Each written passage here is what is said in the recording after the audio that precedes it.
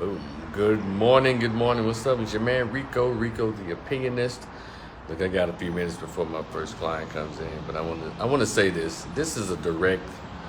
I'm going to call it a love letter to my hometown of Memphis, Tennessee. I'm in the Dallas-Fort Worth area and chilling, but look, I think the most recent occurrence where a shooting happened at a food truck festival in downtown Memphis has got a lot of people rattled and just upset. And whenever something like this happens, I just go straight to the comments and I look at the news stories, and pretty much people are saying the same thing. We need to pray. Lord, what we gonna do? We need to stop this violence. Off with the head of the mayor. Mayor needs to be fired. He needs to be this, blah, blah, blah. We always go to that. And by the way, what's happening in Memphis is happening in Chicago, it's happening in Milwaukee. It doesn't happen like that in Dallas, though. They kind of got... Stuff happens, but this... When shootings start happening in the weekends and all during festivals, there's something else is involved. And I don't think we look deep enough, because we go the same old, there are not enough fathers in the home, single mothers, which all play a big part in behavior. This morning I want to talk about the mindset of my hometown, which is probably the mindset of a lot of urban areas that's having these problems with people killing each other or guns, right? And to you politicians out there, don't try to use this as an issue to get some points in the Democratic Party about we need to have better gun laws, stricter gun laws. Look, the people who are obeying the law, abiding by the gun laws, they're not the issues. It's the criminals. It's those with the messed up mindsets. See, and I'll continue to say, guns don't kill people. People kill people. So those of you out there that who always want to try to go up against the NRA just to get points in the Democratic Party, you don't really give a shit about the people. All you're trying to do is just get elected to a higher office. I said it because it's true. But if you really cared about the gun violence and all of that, you'll look at the mindset. In Memphis, but even before I left 17 years ago, Memphis has always had this mindset, this dismal mindset, because it's leadership. We can say it's parents. But one thing that makes, and I'm talking about Memphis, one thing that makes South Haven, Olive Branch, Germantown, Lakeland, Arlington, Bartlett, what makes those places so special? The mindset. The leadership has what's called a forward-thinking mindset. They actually show the taxpayers out there, where the money is going, and they spend money on the taxpayers there. They don't spend money on projects all the time. They actually spend money on things that contribute to the positive outlook of those who live in those suburbs. I know this because a lot of black folks moved outside of Memphis to move to those very peaceful, those very clean, those beautiful suburbs. They have safe schools and safe streets. Yeah, they have their little issues, but they don't have the stuff that's going on in the city of Memphis. And I've often wondered why the leadership in Memphis, they rarely, I don't know if they do, I'm just assuming they don't have a conversation with the mayors of Bartlett and Germantown and Arlington, and they don't have conversations with them about, hey, how do y'all keep crime down? How do y'all keep the mindset of the people so high and so positive? That's what the leadership in Memphis can do. Go and ask the people who are doing it, how do y'all keep the foolishness down? But when you have leadership in your city that likes to promote the very thing that contributes to the violence and the poor mindsets, such as you're giving the key to the city to rappers who rap nothing, all they talk about is murder, murdering other black people. They promote gun toting and switches and nothing positive. They don't talk about that. They're not the public enemy of our day. They're not the diggable planets. They're not the heavy D's of our day. They're not the Will Smiths of our day. They're the criminals who've been given contracts to rain terror on their own race. And the mayor of the city, the city council chairman of the city, the county commissioner. You know, you have these politicians giving keys to the city or keys to the county to these very artists or rappers who promote this nonsense. And then no one seems to want to take into account that, you know, in order to get a property cheap, you have to devalue it. See, whenever we look at like, let's say the city of Chicago, and it's not the entire city, just the black sections. Now, they're trying to make it down, what's called the Magnificent Mile. They're trying to make their way down there, but I don't think the greater Chicago, the folks who are really enjoying Navy Pier and all the wonderful things there, they're not going to let that go too far, even though the kids, teenagers there seem to want to try the police and try the folks there, but they're going to get that under wraps. They're going to say, hey, y'all keep it right there in the black parts of Chicago or the lower income or whatever. You keep it there. And so I brought that up to pose this question. Do y'all really think black folks hate each other that much that they shoot every weekend, shoot black folks every weekend like that in Chicago? If you ever been to that black side of Chicago, that south side, whatever they do that they're shooting at, if you ever just ridden around, you'll notice there's a body of water near there. It's pretty nice when you look past, you know, the images that come out about that part of Chicago. Really nice. It's just like Memphis. Memphis is a gold mine. But we don't view it as that because I know when you're caught up in trauma, you know, you can't think outside that. I get that. But even when I left, I said, Memphis is a gold mine. Read the history of it. There are people who want the city of Memphis. And the way you devalue any property or people is you traumatize it and traumatize them. And so, yes, I'm getting to it. Y'all don't think, just like I believe in the black sections of Chicago, y'all don't think that there are people who are hiring these little dudes, as y'all refer to them as YNs, to behave this way? You know, to break in these cars, to make it seem, give the image of Memphis being so unsafe. It's gotten on all of the list of being the most unsafe city, the most dangerous city, the murder capital. See, that devalues the city. And therefore it devalues the people. And of course, automatically, naturally, people are like, man, let me get the hell out of here. I can't wait to leave. And so when you devalue, just like they do the hood, go right around in North and South Memphis, how they devalue those parts of the city. You can buy a lot of land. Back in the day, you can get damn near half an acre of land for cheap. And then guess what? That's what they do. They devalue the land, and then the outsiders come in, or anybody come in, and they're allowed to redevelop it, and then put a structure up there where you can't afford to move back in. It's old. It's an old strategy, and I'm surprised that the mayor of the city, the leadership there, have not called out these developers who are possibly, I'm not sure, I'm just sharing an opinion, who are possibly paying these little, as y'all say, these YNs, to commit all these crimes and these shootings. Y'all surely don't think black people hate each other so much that we wake up every day, that their teenagers and their young adults wake up every day to say, you know what, I'm finna go kill me an N-word. I'm finna go disrupt a family event this weekend. I'm going to make sure some black son can't go to high school or go off to college or make it through the neighborhood without someone trying to force him or her to get into a gang. Some of them are just clearly giving instructions. In my opinion, I think they've been given instructions. And so the way you can find that out is, hey, Mayor, instead of giving $80 million to FedEx Forum, why don't you spend $30 million to put some undercovers across the city? And when y'all catch these little quote-unquote YNs, pose the question, who hired you? Who hired you? And then you will start seeing some heads roll. Damn, that sounds too much like right, Rico. They're not going to do that because these politicians weren't hired to really service you. They're just to placate you. Hence why they come up with stuff like 901 Memphis, where you can rock your head to all the rap music you want to.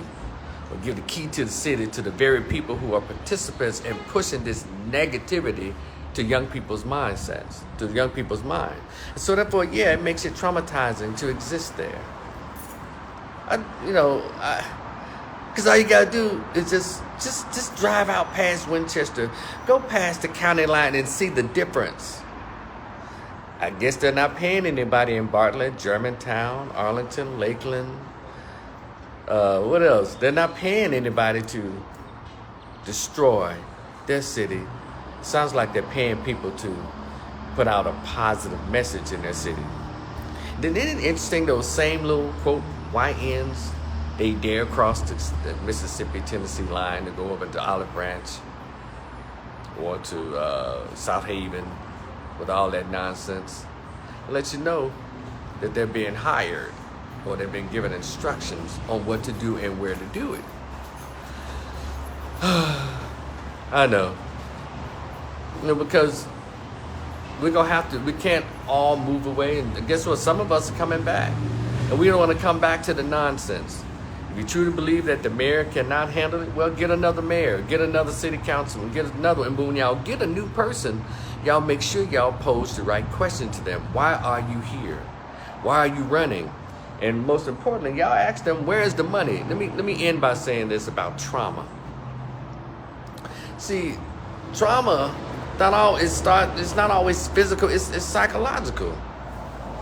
When those folks ride around in Collierville, I forgot Collierville, when they ride around in Collierville, when they ride around in Germantown, when they ride around in Bartlett and all these beautiful outskirts of Memphis, this trauma is not in the air. They have new buildings, new streets. See, all that stuff plays a part in your psyche. When you go down my old community, District 7, shout out to the little lazy city councilwoman, what's in McKinley Easter Sunday. And you got your little lazy city council men and women there, and you got your lazy county commissioner there and all these state representatives and all that. Well, how come they're unable to renew the hood? Y'all know how much money through taxpayer dollars and state funds that come through the city of Memphis, and they skip right all over zip codes like 38108 and 38106, and certain parts of 38107. Y'all ain't never been curious about that? There's plenty of money in Memphis to renew all of the hoods. So when you put new stuff down, people begin to feel renewed in their minds. But if you keep those vacant lots, those ragged-ass vacant homes, and those ragged-ass ghetto apartments and stuff, and trash everywhere. I know people can pick up the trash, but guess what? They throw trash down in those other parts of the suburbs too. But they have a city works that gets right on it. Got it? There's a part that we both can play. Memphis, those of you who are still there, there's a part that you can play, and there's a huge part that the elected officials are supposed to play. And they're in control of the budgets. Y'all need to make them spend money on renewing the hood. Don't let them do just little patch-up jobs, because all you have to do is ride out to the suburbs. And some of those suburbs use some of y'all's same tax dollars to make sure they are beautiful and psychologically appeasing to the minds of the folks who live in those suburbs. So let's try to look at it this way. Renew the hood, renew your mind. And a lot of other stuff we can do too, like, individual stuff like, hey, stop using poverty as an excuse to tab where you live and hurt other people. If you're black and grew up in the South, more likely you were poor too. So I don't like that poverty. These kids around here poor. Guess what? I was poor too. I also grew up when crack first hit the neighborhood, and it was terrible. But stuff was still going on. And guess what? I still made it. And a lot of us still made it when crack was brand new, and every other teenager and young adult had lots of cash. And they was killing and shooting based on that crack. But we still made it. So I can't, don't forget, raised up on the food stamps and the welfare checks that came to the 1st and the 3rd. When the food stamps ran out around the 21st or 25th, that week before they before they came back, it was kind of rough. Thank God my mother and my Grammy and my auntie, rest in peace, I ain't patting my grandma. They kept a bag of pinto beans and some cornbread and enough sugar and enough meal and all that to get us through until that welfare check came. Then they bought food with that. Then the food stamps came, and that's how we did. And then after then, instead of me being affected by the foolishness that was going around, my brother and I, we went to work after school. Even my brother graduated from Northside. He got 2 jobs as the other guys in our neighborhood decided to sell crack. See, it is a choice. We didn't volunteer to become, quote unquote, I'm just, what they call, some of my environment. What's the phrase they use? I'm a victim of my environment. I'm a, whatever, result of my environment. Well, if that's the case, I was supposed to be in the jail. I was supposed to have tattoos all over my face. In my youth, I was supposed to have hoes selling coochie on the street for me. I was supposed to have all of that because I grew up in all that. That was in my household. So I don't use that whole mantra, I'm just expressing a victim of my environment. No. Because just like now, when I hear these young guys say, man, they need more jobs here. They need stuff for the youth to do. You know what? Let me tell you something. You little 18 and 30-year-olds out there who decide to commit crimes at 16 and 17 and go to jail. Yeah, I said decided to. Because I was hungry just like you. I was asked out just like you. But something in my mind, I never wanted to go next door and rob my brother. I never wanted to go next door and kill my sister. I never wanted to go next door and harm the elderly. All the stuff that y'all do. So I don't buy that. I don't buy any of that. Poverty is not a reason anymore. Like the sociologists and all this. Yeah, it causes trauma, but what it never did was cause me to want to hate someone who looked like me or anybody else for that matter. Because I didn't want to embarrass my mother. My brother the same way. He was around all that foolishness. But I decided to go to work after school and make my $3.35 at Western Sizzling. Shout out to the old Western Sizzling. I worked at Stevenson, Big Star, just to name a few places. Got on that bus in Hollywood, took the 32, got up to the Summer and caught the 53 all the way out East Memphis. Yeah, goddammit, don't play. So, 2 young guys out there screaming about, they nothing to do, they don't have no better jobs. If they got better jobs, you won't have the education to get the better paying jobs. So, I want to say to you, and those of you with young sons that's running around here rather listen to rap music, smoke weed, and be on the video games all day, if you're 18 to 30 years old, you should have your ass somewhere in somebody's military, community college, trade school, or 4-year university. That's where you need to be, 18 to 30 years old. What the hell you doing out here walking around too much you don't have a job? Get your ass, get off your ass, put the weed down. A lot of times put on a condom. Because a lot of you got these baby mamas out here in high school. And all that's a choice as well. But anyway, let me close by saying this. I think I see my client coming, so I want to say this.